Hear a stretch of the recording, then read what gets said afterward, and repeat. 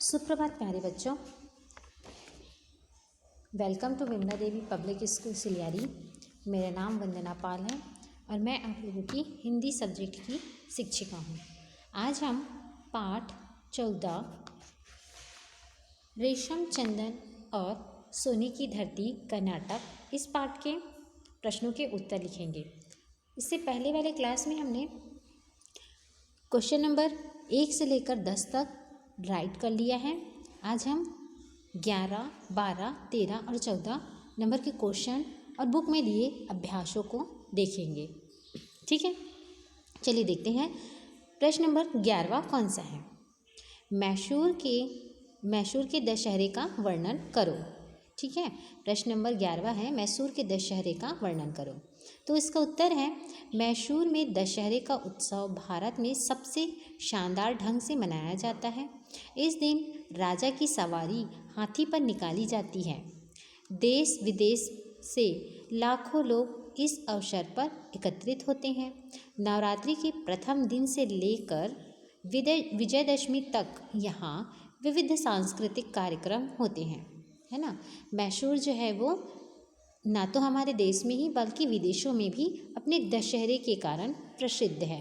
ठीक है, तो ये है मैसूर का दशहरा। उसके बाद प्रश्न नंबर 12वां है यक्षगान क्या है? तो इसका उत्तर है यक्षगान कर्नाटक का प्रसिद्ध लोक नाट्य है जो पौराणिक कथाओं पर आधारित होता है और अभिनय के साथ प्रस्तुत किया जाता है ना। यक्षगान जो है वो कर्नाटक का प्रसिद्ध लोक नाट्य है जिसे अभिनय के साथ प्रस्तुत किया जाता है और ये जो है पौराणिक यानी कि पुरानी कथाओं पर आधारित होता है। ठीक है, फिर ये देखिए नेक्स्ट है हमारा प्रश्न नंबर 13। कर्नाटक की 3 प्रमुख वस्तुएं क्या हैं? है ना, 3 प्रमुख वस्तुएं। तो जैसे कि हमारे पाठ का नाम ही है, उसके 3 वस्तुओं के बारे में बताया है। तो क्या है? पहला देखिए सोना, रेशम तथा चंदन कर्नाटक की प्रमुख वस्तुएं हैं, है ना। तो यही 3 वस्तुएं जो हैं कर्नाटक की प्रमुख 3 वस्तु हैं जो कि उसकी समृद्धि का कारण है और उनके देश विदेश में प्रसिद्धि का भी कारण है। ठीक है, तो यह 3 प्रमुख चीज़ें। फिर प्रश्न नंबर 14 है अपने क्षेत्र में दशहरे पर्व कैसे मनाया जाता है वर्णन करो, है ना। तो इसको आपको खुद से लिखना है क्योंकि आपके क्षेत्र में किस तरीके से दशहरे का उत्सव मनाया जाता है उसको आप अपने शब्द में लिख कर मुझे सेंड करेंगे। ठीक है, उसके बाद देखिए प्रश्न नंबर 15 सही जोड़ी मिलाएं। ये जो है बुक पर है, इसको आपको बुक पर ही करना है। ठीक है, कृष्णराज सागर, फिर है गोमतेश्वर बाहुबली, फिर श्रीरंगपट्टनम यक्षगान, महिषासुर, रसम, लालबाग। यहाँ पर जो नाम दिए हैं उसको सही विकल्प से जोड़ना है। जैसे कि पहला दिया है खाद्य पदार्थ, टीपू सुल्तान, श्रवण बेलगोला, कावेरी नदी, लोकनाट्य, बेंगलोर और दैत्य। तो इसको यहाँ पर जो नाम दिए गए हैं उससे आपको जोड़ना है। जैसे कि कृष्णराज सागर, ये जो है ये जो है क्या है? बांध है, तो किस नदी पर बना है? तो इसका सही उत्तर क्या होगा? कावेरी नदी पर, है ना। नदी पर ही बनेगा भाई।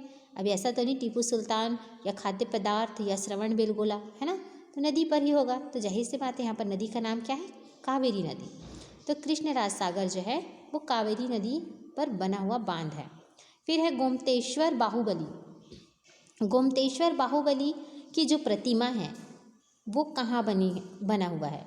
कहाँ बना है वो? तो इसका है श्रवण बेलगोला पर। ठीक है, श्रवण बेलगोला पर बना है। उसके बाद है श्रीरंगपट्टनम जो है इसको किसने अपनी राजधानी बनाई थी? ये जो शहर है इसको राजधानी बनाई थी, तो किसने बनाई थी? तो टीपू सुल्तान ने बनाई थी।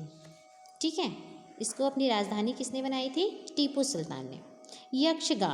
यक्षगान क्या है? लोक नाट्य है। अभी हमने क्वेश्चन में पढ़ा है ना, पुरानी कथाओं पर आधारित होता है। यक्षगान जो है लोक नाट्य है। महिषासुर कौन था? असुर था, दैत्य था, है ना। तो ये देखिए दैत्य से मैच कर देंगे। फिर रसम, रसम, रसम जो है एक प्रकार का खाने का पदार्थ है जो कि कर्नाटक के लोग चावल के साथ मिक्स करके खाते हैं, रसम। फिर है लाल बाग, लाल बाग जो है मैसूर में है, ठीक है। ये जो है बहुत ही बड़ा बाग है, यहाँ वर्ष भर फूलों की प्रदर्शनी होती है। तो लाल बाग जो सॉरी बेंगलोर में है, लाल बाग कहाँ है, बेंगलोर में, तो बेंगलोर से इसको मैच कर देंगे। इस तरीके से यहाँ पर हमारा सही जोड़ी मिलाव बन गया। उसके बाद नेक्स्ट क्वेश्चन देखिए, कर्नाटक के इन दार्शनिक स्थलों की तरह छत्तीसगढ़ में कौन कौन से दार्शनिक स्थल हैं। जैसे कि हमारे कर्नाटक में है, वैसे ही छत्तीसगढ़ में कौन कौन से दार्शनिक स्थल है उसको देखिए। यहाँ देखिए, यहाँ पर दर्शनीय स्थल के नाम है कर्नाटक और यहाँ पर छत्तीसगढ़ दिया है। पहाड़ पर स्थित देवी का मंदिर जो कि कर्नाटक में क्या है, चामुंडेश्वरी देवी का मंदिर है जो कि पहाड़ पर है। तो हमारे छत्तीसगढ़ में ऐसे ही कौन सी देवी का मंदिर है जो पहाड़ पर है, तो बमलेश्वरी मंदिर है ना, बमलेश्वरी देवी का मंदिर जो है हमारे छत्तीसगढ़ में पहाड़ों पर स्थित है। तो हमको छत्तीसगढ़ का भरना है ना, कर्नाटक का ऑलरेडी दिया है।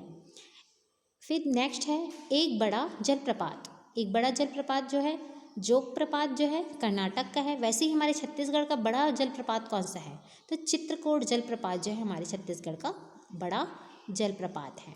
नेक्स्ट है एक राष्ट्रीय उद्यान है ना, बांदीपुर, कर्नाटक का राष्ट्रीय उद्यान कौन सा है, बांदीपुर। तो वैसे ही हमारे छत्तीसगढ़ का राष्ट्रीय उद्यान क्या है, गुरु घासीदास राष्ट्रीय उद्यान, ठीक है।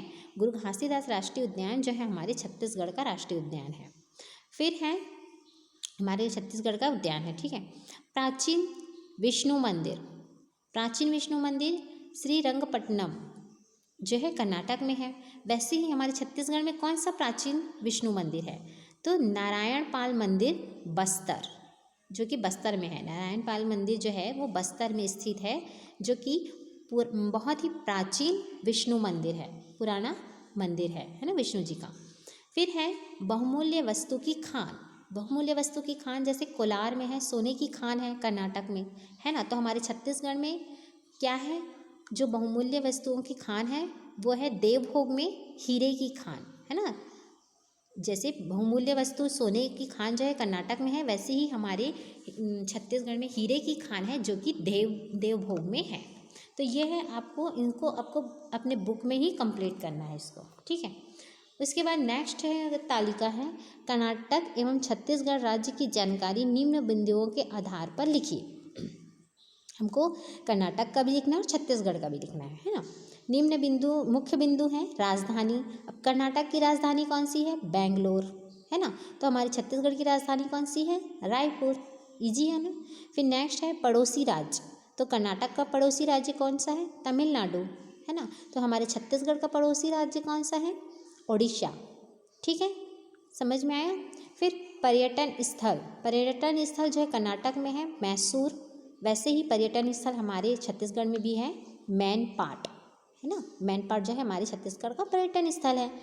उसके बाद नेक्स्ट है वृक्ष, वृक्ष जो है अब कर्नाटक में कौन सी वृक्ष पाई जाती है, चंदन का वृक्ष पाया जाता है, वैसे ही हमारे छत्तीसगढ़ में कौन सा वृक्ष पाया जाता है, साल का वृक्ष पाया जाता है ना। साल के ऊंचे ऊंचे पेड़ जो है, बहुत सारे पेड़ हमारे छत्तीसगढ़ में भी पाए जाते हैं। फिर है शहर, शहर क्या है, मैसूर है, कर्नाटक का शहर मैसूर, तो वैसे ही हमारे छत्तीसगढ़ का शहर बिलासपुर, ठीक। फिर कारखाना, कर्नाटक का कारखाना हाल नामक स्थान पर वायुयान का कारखाना है ना। हाल नामक स्थान पर वायुयान का कारखाना है कर्नाटक पर। वैसे ही NTPC है ना, NTPC जो है कोरबा में हमारे यहाँ भी है, कोरबा में भी एक जो प्रमुख कारखाना है वो NTPC है ना, ठीक है। फिर उसके बाद है तीर्थ स्थल, तीर्थ स्थल कौन सा है, चामुंडेश्वरी हिल पर कौन सी मंदिर है, चामुंडेश्वरी देवी का मंदिर है। वैसे ही हमारे छत्तीसगढ़ पे डोंगरगढ़ पर माँ बमलेश्वरी का मंदिर है, ठीक है। तो ये हो गया दोनों तीर्थ स्थल। फिर लोकनाट्य, लोकनाट्य है कर्नाटक का यक्षगान, है ना। कर्नाटक का लोकनाट्य क्या है, यक्षगान। वैसे ही हमारे छत्तीसगढ़ का लोकनाट्य है भरतनाट्य, सॉरी भतरा नाट्य, क्या है, भतरा नाट्य, जो कि बहुत ही पुराना नाट्य है, वो है भतरा नाट्य जो छत्तीसगढ़ का है, ठीक है। तो इस तरीके से यहाँ पर आपको जो मुख्य बिंदु दिए हैं उसमें कर्नाटक का और यहाँ पर छत्तीसगढ़ का डालना है। इसी तरीके से इस तालिका को भी अपनी बुक पर फिल करके मुझे सेंड करना है। ठीक है बच्चों।